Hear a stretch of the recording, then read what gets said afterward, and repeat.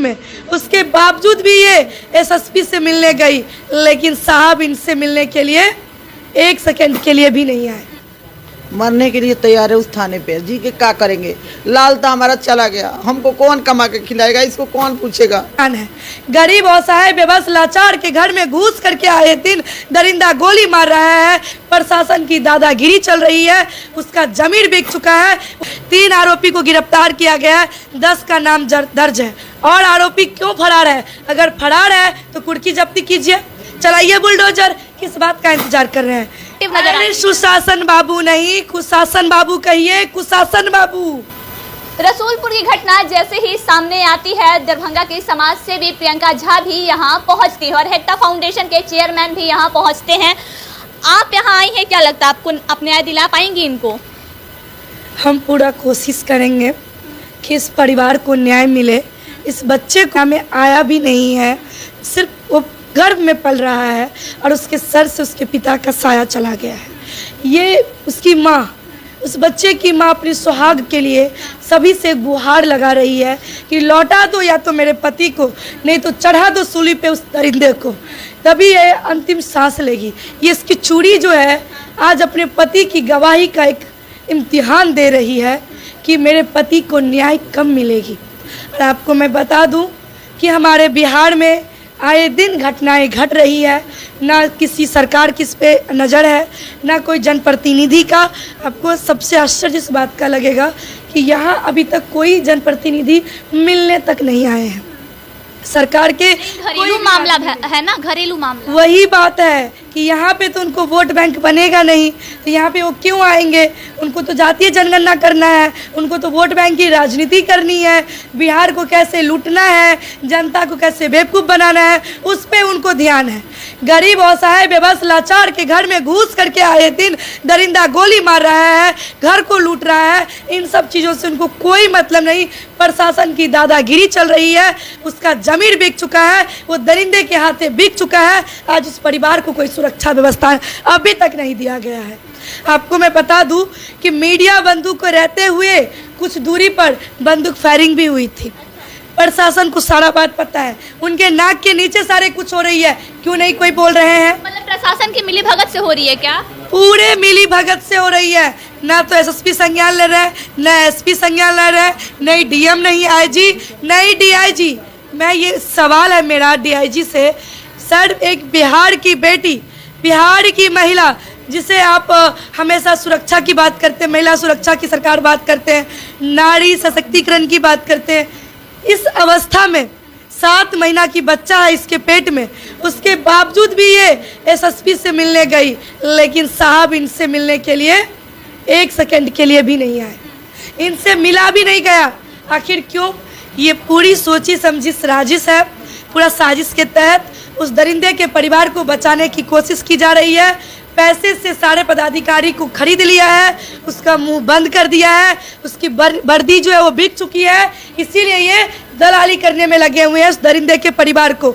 इनकी बुलडोजर उस दरिंदे के परिवार के ऊपर नहीं चलेगी।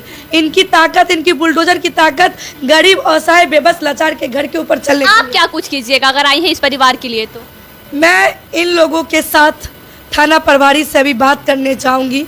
हमारी प्रश्न होगी उनसे कि 1-2 जो सबूत बचा है, उस सबूत के कारण आप अभी तक बयान क्यों नहीं लिए? आखिर बयान क्यों नहीं लिया गया थाना पे?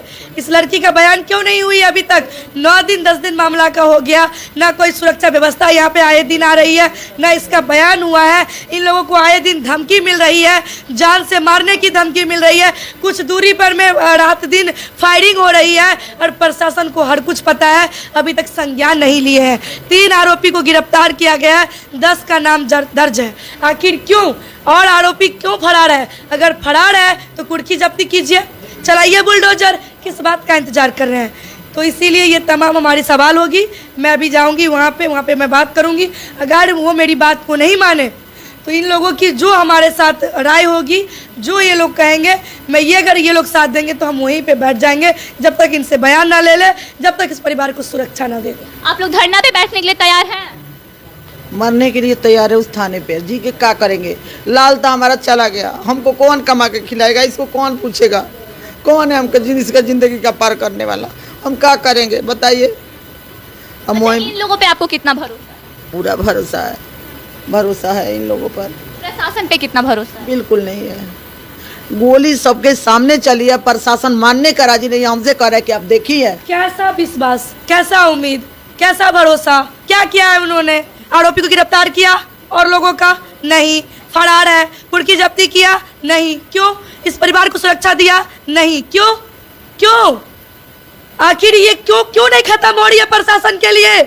क्यों? शासन बाबू की सरकार है जिसमें प्रशासन काफी एक्टिव नजर आ रहा अरे है। सुशासन बाबू नहीं, कुशासन बाबू कहिए। कुशासन बाबू जो महिलाओं के आड़ में, बेटियों के आड़ में सिर्फ उनको बलगला कर वोट बैंक की राजनीति करते हैं, बिहार को लूटने का काम करते हैं, जनता को गुमराह करने का काम करते हैं, जातीय जनगणना करवा के बिहार में आपसी मतभेद करवाना चाहते हैं। उस कुशासन बाबू से अब क्या बात करना चाहते हैं?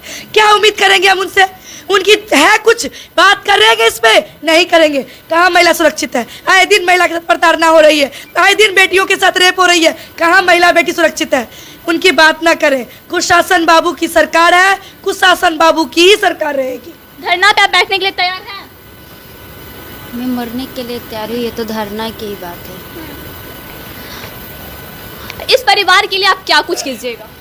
हम तो आए हैं, अभी तक जानकारी मुझे जो मिली है, सबसे पहले तो सुरक्षा।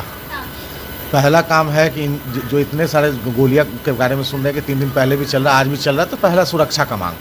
दूसरा त्वरित कार्रवाई, और त्वरित कार्रवाई नहीं करेंगे तो हम लोग थाना को घेरेंगे, अरेस्ट नहीं करेंगे तो कुर्की जब्ती करें। प्रेशर बनाना तो प्रशासन का ही काम है ना, तो वो अगर कुर्की जब्ती करेंगे तो आदमी सामने से आएगा। अगर कम से कम वो कार्रवाई करने के लिए इनिशिएट तो हो, इसलिए हम लोग साथ आए हैं कि साथ जाएंगे थाने में, प्रेशर बनाएंगे। और हम लोग न्यायिक प्रक्रिया, आपको भी पता है कि थोड़ा लेट ही होता है, समय लगता है, लेकिन हम हमेशा साथ खड़े रहेंगे हर जगह। अच्छा, कब तक इस परिवार के साथ आप खड़े रहिएगा? जब तक कम से कम गिरफ्तारी ना हो, मिनिमम गिरफ्तारी हो, उसके बाद अगर इनको कोई ज़रूरत पड़ेगी कि लीगल एक्ट्स की, तो वो भी हम लोग करने को तैयार हैं। तो प्रियंका झा का साफ तौर पे कहना है कि अभी हम पुलिस स्टेशन जाएंगे, वहां बोलेंगे कि बयान लिया जाए, अगर नहीं बयान लिया जाएगा तो धरने पे बैठेंगे, थाना का घेराव करेंगे, क्योंकि इसमें अभी तक कोई कार्रवाई नहीं हुई है। 10 लोगों का नाम है, जिसमें 3 लोगों की गिरफ्तारी हुई है, बाकी 7 लोग फरार हैं। आइए खबरों के लिए बने रहें। जय हिंद।